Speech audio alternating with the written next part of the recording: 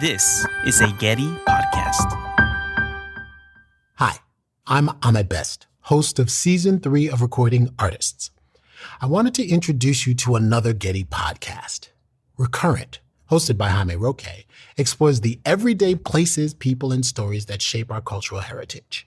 In Season 1, he uncovers the whitewashed past of a controversial LA mural, gets a haircut at a landmarked barbershop, and hears how a 16th century Mesoamerican document comes alive through music.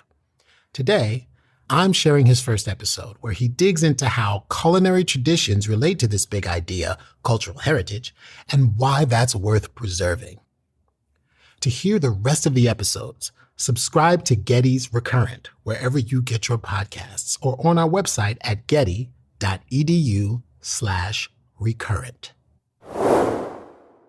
Hola, tengo 59 años y nací en... That's my mom, Gabriela Abarca Roque. She's from a very small town in Guerrero, Mexico, and we are recording this in the place we find ourselves the most when I visit, the kitchen. Mi mamá vendía pan y yo le ayudaba también. Ya cuando crecí me vi como los... She's telling me about some of her first memories with food and being in the kitchen. She would help her mom make bread and tamales so they could sell. Pan, vendíamos tamales. Here in the kitchen with my mom and our family's favorite spot, we reminisce about her childhood in Guerrero. This kitchen has seen 4 generations of us laughing, crying, and sharing meals, making it a living snapshot of our family's story. Everything since as far back as I can remember always started and ended here. Whenever friends or family dropped by, my mom would instantly whip up something tasty, and the catch-up session would kick off around a warm meal. This is where she taught me how to cook simple meals before I moved out, because she didn't want me to eat fast food all the time. Some of the most important conversations I have ever had were in this kitchen, and now some of my fondest memories are here. As a kid, I remember those moments when she was in the kitchen cooking our dinners. Those sounds, smells, the taste of her food, and the feeling that it all gave me. It was a feeling of being safe and cozy, especially on Friday nights. Friday nights involved a special weekly tradition. Imagine the perfect video store. It would have a great selection, right? Right. Over 10,000 A trip videos. to the local 3 Blockbuster video store. My brother and I would usually run to the wrestling section and pick out a pay-per-view event that had just come out on VHS. My dad would find a classic from Mexican cinema. It varied each week, but often it was a movie featuring La India Maria. Pues la mera verdad, I no speak English. Pero sí es cierto que tiene toda la cara de la Pantera Rosa. A character made famous by the talented Maria Elena Velasco. It was on these nights where I learned the phrase, ni de aquí ni de allá, neither from here nor there, a movie title from one of her most famous films. And that phrase describes perfectly how life has been feeling lately. I'm Jaime Roque, a podcast producer at Getty, and welcome to ReCurrent, where we journey to understand and connect with our cultural heritage.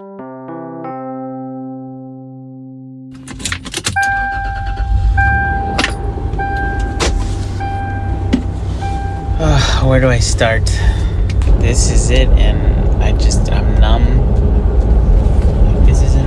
This is what I was feeling as I was driving to be by my mom's side for her final moments. She was a cornerstone of our family. The person you called when you were having a bad day. The person you called when you needed advice on tough life decisions.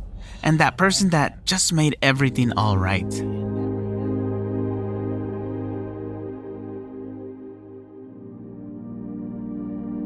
My beautiful mom passed away in May of 2023, about a month after I started working at Getty, and since then, life hasn't looked the same. This new reality I am living in without her has changed the way I look at life. Small moments with my family are now big moments that I want to preserve. Past memories are now my most treasured memories. And I am always looking for ways to stay connected to her and the traditions she left me with. Since starting at Getty, I've learned a lot of new concepts and things that have helped my new outlook on life. One that came up often is cultural heritage. But what exactly is cultural heritage? Well, Let's Google it. Okay, so Wikipedia says cultural heritage includes both tangible things like buildings, monuments, landscapes, archives, books, artworks, and artifacts, and intangible elements like folklore traditions, language, and knowledge inherited from past generations. So if you think about it, almost anything can be your cultural heritage. I'm thinking about those quirky songs our parents or grandparents used to sing, the ones we find ourselves singing now to keep their spirit alive, or those unique family traditions that have been passed down through the generations, or that special meal that's always made for big celebrations. This got me thinking back to those moments in the kitchen with Mom. Are her tortillas considered cultural heritage? No, but the only thing I remember about Doña is that every time she would make tortillas de harinas when Jimmy would come. That's the only time, because let's make them. Because I was the only one that ate them. This is a typical conversation in my family when we are trying to figure something out. We all have something to say. It's my two brothers, Jonathan and Junior, my Aunt Letty, who is my mom's younger sister, and my niece Amanda, the oldest of the grandchildren. And we are gathered in the most used and most important room in my parents' house. What are you making, Mandy? We're making tortillas and we're adding the warm water. She only used this, a little bit of this, and that's it. She didn't use oil. She will not use oil. But that's fake. It's fake. It's not real. We are trying our best to get these handmade flour tortillas just right, like Mom used to make them. Food, it's a piece of our past, often connected to family, that also is very in the moment, right? It's ephemeral. You eat it and it's gone. And you can. This is Suzanne Joskow, an artist, curator, and archivist. Her work with Community Cookbook Archive Los Angeles highlights how food serves as a bridge between generations, offering a tangible link to our heritage and community. And a lot of my work deals with archive and how do we represent and think about place. And one of my projects, the Community Cookbook Archive Los Angeles, is a collection now of over 400 Los Angeles-based community cookbooks. And so community cookbooks specifically are cookbooks from, at least as I have defined them for this project, are cookbooks from a collective audience. They are usually not from professional chefs. They are compiled by organizations where home cooks from that group have contributed recipes. That's actually a really important aspect of them for me because they are documents of the way we cook at home. I met Suzanne at an event called Archives Bazaar at the University of Southern California. This year's theme was fittingly food. And you can make it again, and it's in some ways exactly the same, and in some ways completely related to the moment in which you make it the next time. It is very much of the present. And so I think that's kind of what cultural heritage is as well, is that it's not just something from the past. It's something from the past that we have in this moment now that informs our lives now and the way we live. My first memory of food being more than just that was when I was 8 years old. I was in Mexico, and it was my first exposure to Dia de Muertos, Day of the Dead. I remember not knowing what was going on, but really liking the experience. My cousin became my guide for the day as we wandered around my grandparents' little town. He showed me around the cemetery, pointing out the bright marigold flowers on the tombs. We went into people's houses to see the altars with photos of their loved ones, and he explained the meaning of those pictures. And what really caught me off guard was the meaning behind the food and drinks placed on the altars.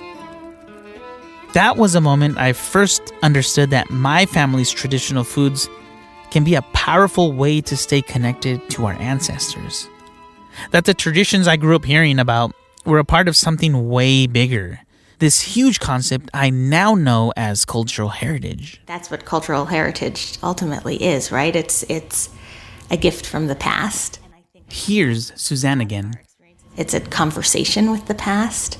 And I think food can do that. It can bring us back to a moment in time. You can learn something new about the past, trying to recreate food memories. I mean, I think a multisensory cultural heritage. Food can transport you through time. In addition to her ever-growing and multicultural archive of cookbooks, Suzanne thinks a lot about how cooking has become even more central to family life. Now, I think the kitchen in the home, you can see it just even in how the kitchen has become so central in design of the home now. Back at work, one of the first people I met with to learn more about this topic was Mallory Frenier, the Special Collections and Archives librarian at Cal State Northridge. She also curated the Eat in the Archives exhibition there about how food is related to cultural practice and community memory, and where we can see these links in Cal State Northridge's archives. Certain cooking smells, certain tastes will take you back to a specific time and place. And so it's like these using your other senses other than sight to just see, and so sense memory in that way is very tied to food. I've been asking people as I was working on this exhibit, what does nostalgia taste like for you? Nostalgia. Lately, it has been hitting me hard. My mom and dad came to this country while still quite young. 18 and 20. So I'd like to think that every time my mom came to eat at El Sazón Guerrerense, her favorite street vendor, she was transported back home to her childhood years in Guerrero, even if for a moment. ¿Si se puede para comer aquí? Sí, métete abajo de la carpa si quieres. ¿De la carpa? Cualquier parking. Okay. ¿Qué le voy a dar, mi corazón? Quesadilla, taco, guaraches. Es que me da 2 tacos y una quesadilla. Los tacos de asada. La quesadilla de asada. Todos de asada. Okay. 2 tacos de asada y una quesadilla de asada. ¿De tomar? I remember coming to eat here at El Sazón Guerrerense for the first time with my mom, just the two of us. It was after a day spent in the jewelry district. My parents were jewelers, so a lot of my childhood was spent in downtown LA, just roaming, exploring, and waiting for them to be done with business. But afterwards, we always went out to eat. And those were some of my favorite times. Okay, muchas gracias.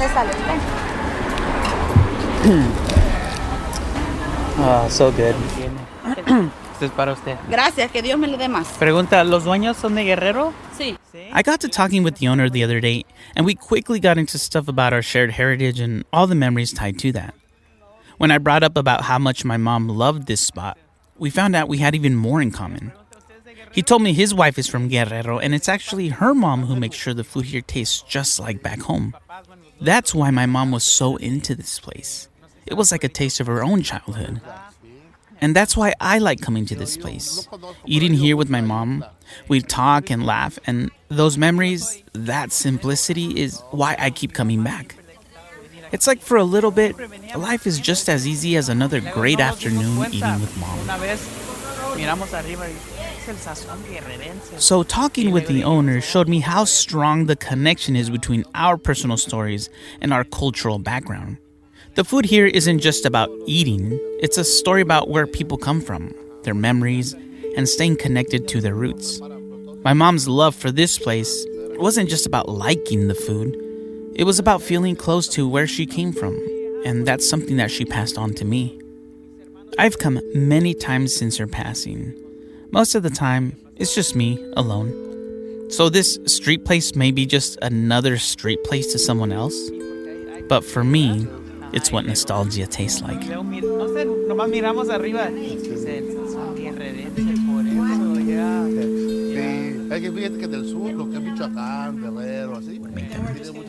Maybe we need an actual roller. That is a roller. No, I know, but like with the handles. Oh. Here we are again, still trying to make flour tortillas like Mom would make them, when we realized that the old rolling pin she has had for as long as I can remember is older than my younger brother. So that roller's probably... That's older than Jonathan. Over 30 years old. I asked myself why I felt so many feelings when I saw this rolling pin. Then I realized the stuff in my mom's kitchen isn't just stuff anymore. I mean, there's information infused in like your mom's kitchen items. What did she choose to use, and how did she learn how to use those things? Here's Mallory again. One of the things in the exhibit over here, what I was thinking about, how do we learn about food? Both as a sense of like our identity and also how do you cook? Who taught you that and how is that information passed down through generations?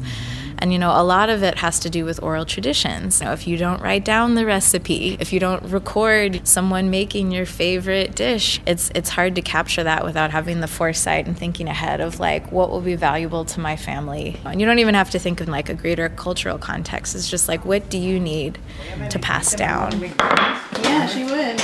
I remember she would make the sugar donuts.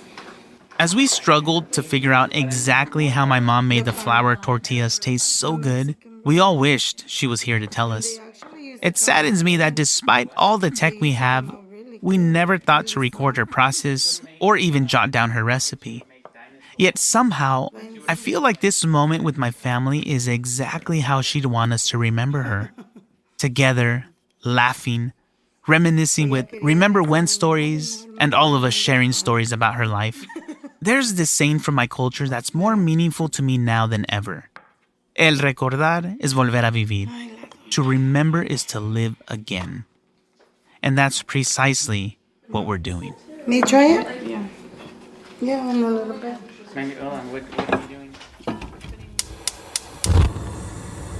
Okay, so I set everything up, and now Sayla and I are going to try to make them. I don't know how this is going to go, but here we go. Sayla, do you want to help Daddy make tortillas? Yes. I know. That sweet voice is my 1-year-and-a-half daughter, Sayla. Sayla's heritage is American, Mexican, Iranian, and Armenian. Her life is going to be filled with a smorgasbord of flavors, food, music, art, and media, and she's lucky to call LA home, where all aspects of her are celebrated. This city is so good at blending cultures like hers into exciting new creations. Sayla, are you ready? Ready! I know Sayla isn't going to remember this moment, but I will. It's now a core memory for me, a memory that I will hold in my heart forever. Sayla's time with my mom was really short, less than a year. And when I think about it, it does make me sad. But my mom lives through me, through the customs and traditions she taught me that I am now teaching my daughter. So Sayla may not physically get to know my mom, but she will definitely know and learn about her in every way possible. She'll hear stories about her grandma and grandpa and how they came to this country, worked hard in the fruit fields of the Central Valley, and eventually opened up a jewelry business that is still open and thriving today. She'll listen to the songs that her grandma sang and listened to, and eat her favorite foods. This is how Sayla will have her connection to the past, and how it will become present in her life. Okay, let's try it. Hooray! Hooray, we did it! The painting. In a way, this is the perfect way to end. Me and Sayla in the kitchen, bonding and talking, just how Mom and I would do. Everything always started and ended in the kitchen. And it's fitting that this new beginning is in my kitchen. Exploring our cultural heritage is all about being curious, wondering where we come from and what kind of legacy we're a part of.